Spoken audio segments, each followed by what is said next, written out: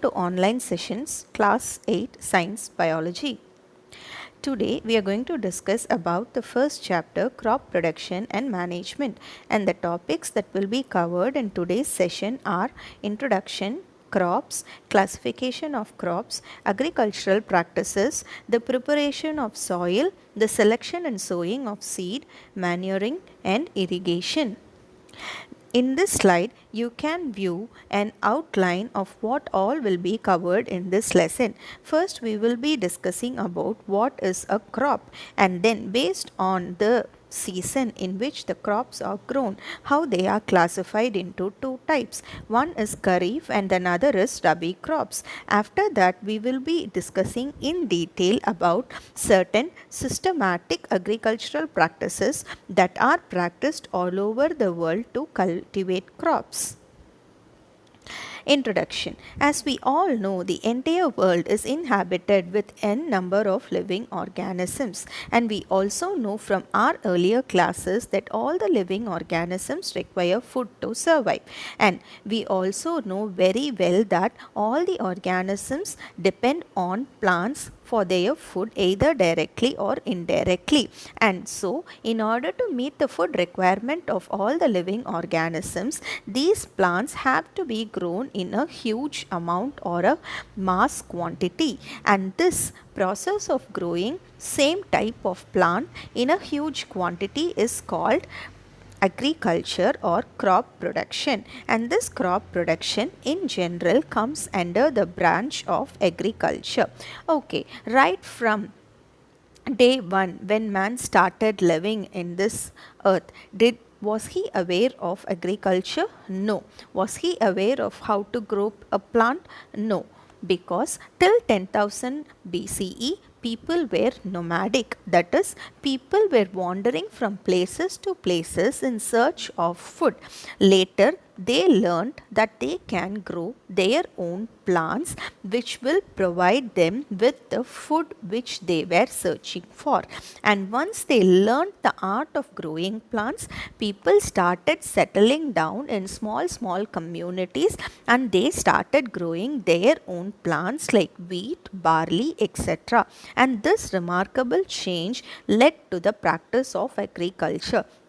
Not only to the practice of agriculture, this remarkable change led to the practice of animal husbandry also. Animal husbandry is another field of science where animals are being grown, taken care for various domestic purposes and domestic uses of human.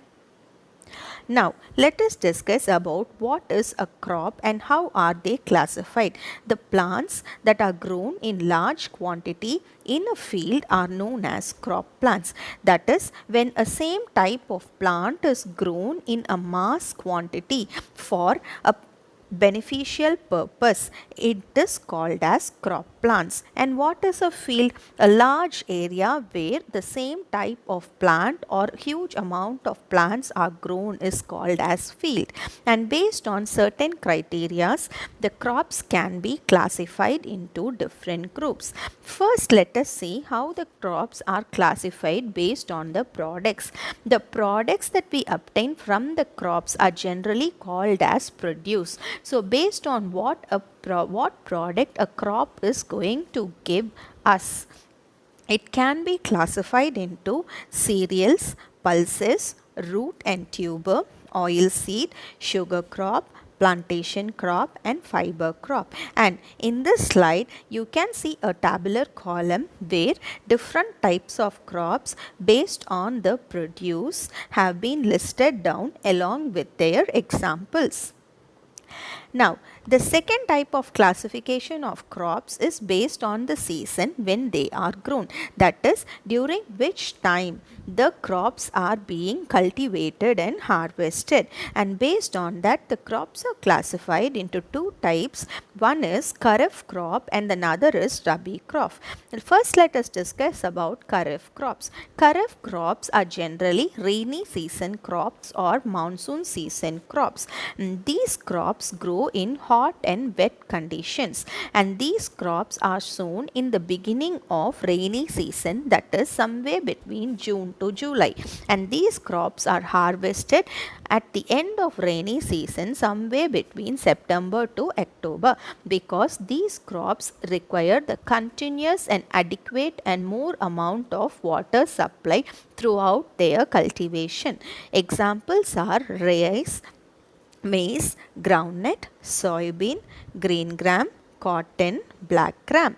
Now let us discuss about Rabi crops. They are called as non-monsoon season crops. That is, these crops do not require more amount of water for cultivation, and these crops are grown in cold and almost dry condition.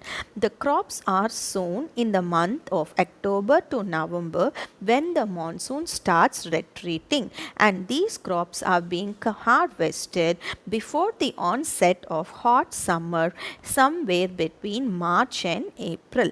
Example of Rabi crops are wheat, barley, gram, mustard, linseeds and pea. Your linseeds are nothing but flax seeds.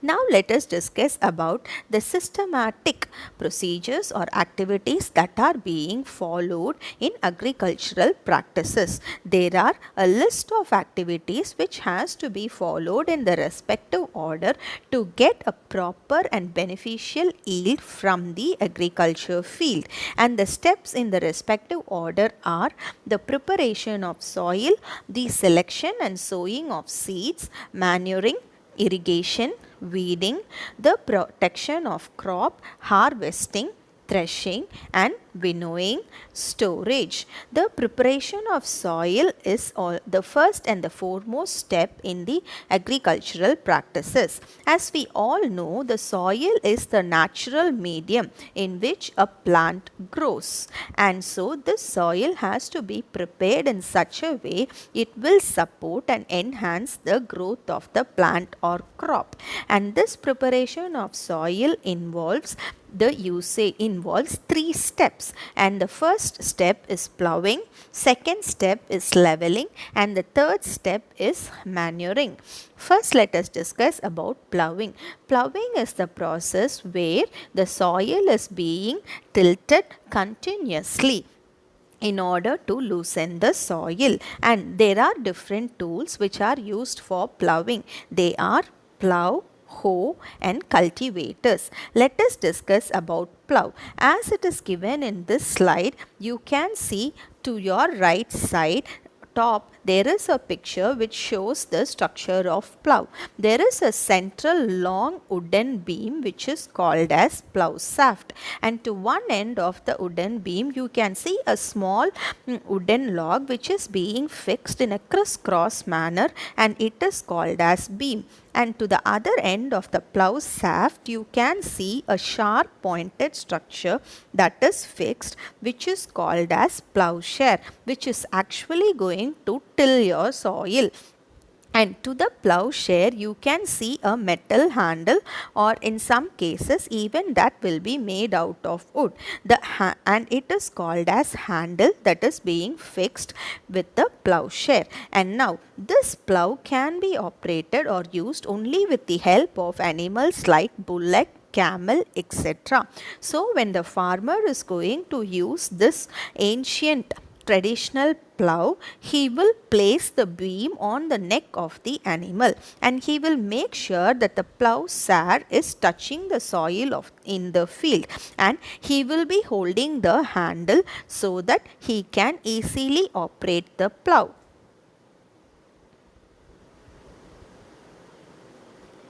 Now let us discuss about the next tool that is used for ploughing. It is called as hoe. As it is given in the picture, you can see a long wooden log to which one end is fixed with a flat bent iron blade, and this is also used for tilting the soil. And I believe most commonly you would have seen this type of tool in construction site where they use it for mixing the cement and sand. Next, tool that is used for plowing is cultivators, and this is the tool which is being used widely nowadays because it is less time consuming, that is within less time we can plow a huge amount of area, and this is being driven by the tractors. You can see a metal beam with number of plowshare, and these plowshares will start plowing the field as the tractors are moving forward, and hence it is most efficient by being less time consuming and it is not labor intensive. Now, let us discuss about why the ploughing or tilling of soil is very important, because it helps the soil to loosen up, that is, it loosens the soil and increases the rate of aeration inside the soil, and only when the soil is being highly aerated the roots can breathe easily and the roots can go deep inside the soil. And not only for the roots, the proper aeration will enhance the growth of organisms in the soil, like microorganisms to worms like earthworm. And among various organisms that are found in the soil, earthworms are called as the best friend of farmer, because by nature, as they are living under the soil, when they are moving inside the soil, they continuously and consistently keep tilting the soil and loosening the soil, which enables proper aeration. And the second is, as we know, earthworms feed mainly on the dead plants and decaying plant materials. As they consume these dead and decaying plant materials, it gets digested inside their body, and the excreta what they are releasing into the soil is the excellent manure for the field.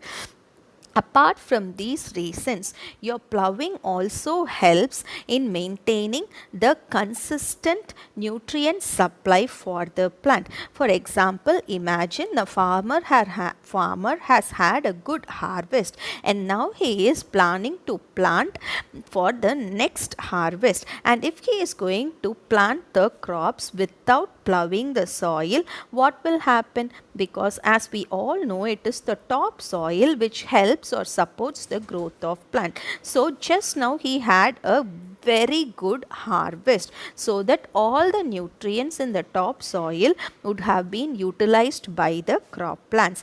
But when he is going to plow the field, the top soil will go to the bottom layer and the bottom soil will come up, which is full of nutrients, and hence it ensures that the new harvest is the plants which are going to be harvested newly will also have a good supply of nutrients.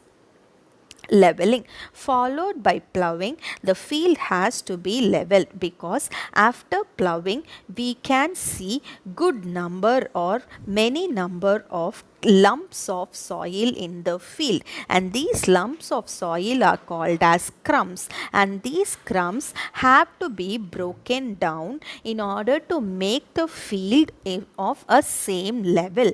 If it is not done, then it will not allow the farmer to irrigate or get even irrigation in the field, because as the result of lumps there will be water logging, so that the farmer has to perform leveling in order to ensure uniform irrigation. And second, this leveling will also help us to prevent the loss of loose soils by wind and water. Once the leveling is done, next step is that we have to sow the seeds.